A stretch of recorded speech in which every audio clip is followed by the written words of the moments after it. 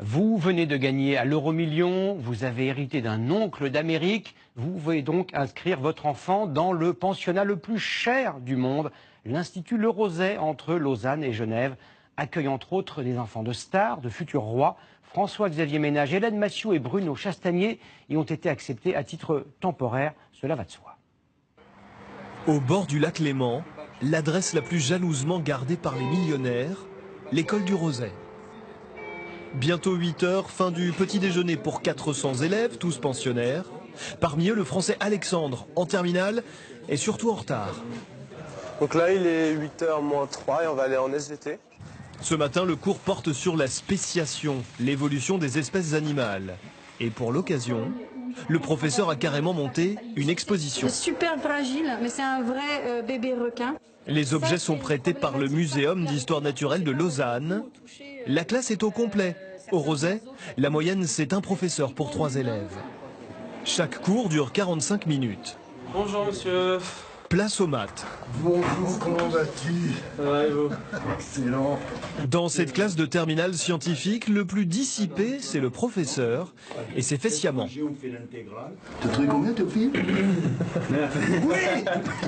C'est ça, là. Fier.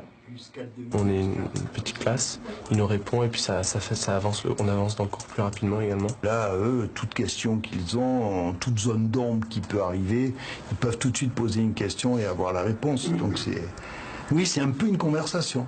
Cette méthode aux petits oignons a un prix, 100 000 € l'année scolaire. À ce tarif-là, 100% des élèves ont leur bac. Parmi les anciens, on retrouve de nombreuses têtes couronnées comme Juan Carlos ou le prince régnier, mais aussi Jodassin, le fils de John Lennon, sans oublier les enfants d'Elizabeth Taylor et ceux de Roger Moore. L'établissement, accessible dès 8 ans, est privé, sans subvention de l'État. Le compte en banque des parents ne fait pas tout, un candidat sur 4 seulement est accepté. Nous sommes donc dans le château, qui est le cœur de l'école, qui date du XIVe siècle, avec la réception qui n'a pas bougé, je crois, depuis la fondation de l'école, depuis 137 ans. Et puis, le couloir qui part vers la tour, avec les différentes classes de Roséens. Le pensionnat séduit les millionnaires du monde entier. Cette année, 70 nationalités représentées. Les 20 meilleurs pourcents vont dans les top 20 universités du monde. Et ça veut dire qu'on achète aussi un réseau?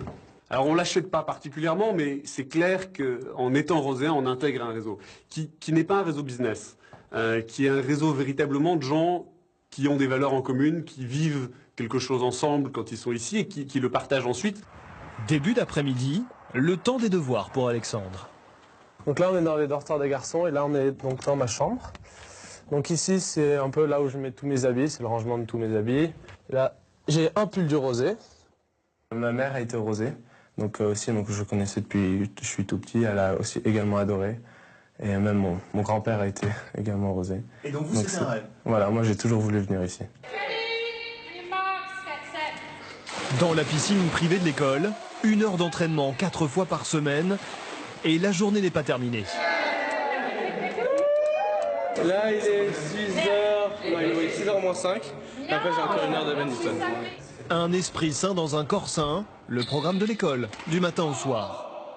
Au Roset, il n'y a pas que les sports, il y a aussi la musique. La moitié des élèves pratiquent d'un instrument, cours privé de violon ici même. Et on va aller dans la pièce d'à côté où vous allez l'entendre, on donne de la voix.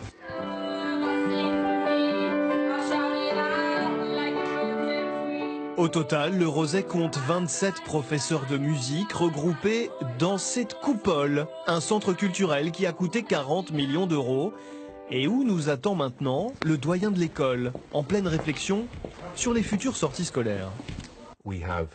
On a des expéditions, des semaines thématiques, des conférences qu'on organise avec et pour les élèves. Je n'ai jamais vu ça de toute ma carrière. 2 mois par an, l'école se délocalise à Stade. Classe le matin, ski l'après-midi. À cela, il faut ajouter les sorties scolaires. Une immersion dans les eaux caribéennes ou un safari au Kenya. Attention, ce n'est pas inclus dans les frais de scolarité.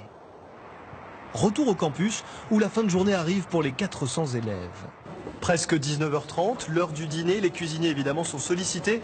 Alexandre va l'être également. Tour à tour, chaque élève en veste blanche participe au service. Les garçons dînent en cravate dans une salle à manger, les filles dans une autre, et quelques professeurs sont conviés à chaque table. Alexandre n'a pas encore fini le service, qu'il reçoit une invitation. Un concert de jazz avec la star Avishai Cohen dans l'immense salle de spectacle ouverte pour l'occasion au public et propriété de l'école la plus chère du monde. Et c'est la fin de ce journal en musique. Dans un instant, la météo d'Evelyne Delia, nos chers voisins, puis Nicolas Canteloup.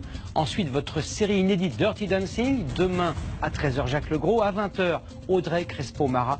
Merci à tous pour votre fidélité tout au long de cette année 2017 qui fut si dense en actualité.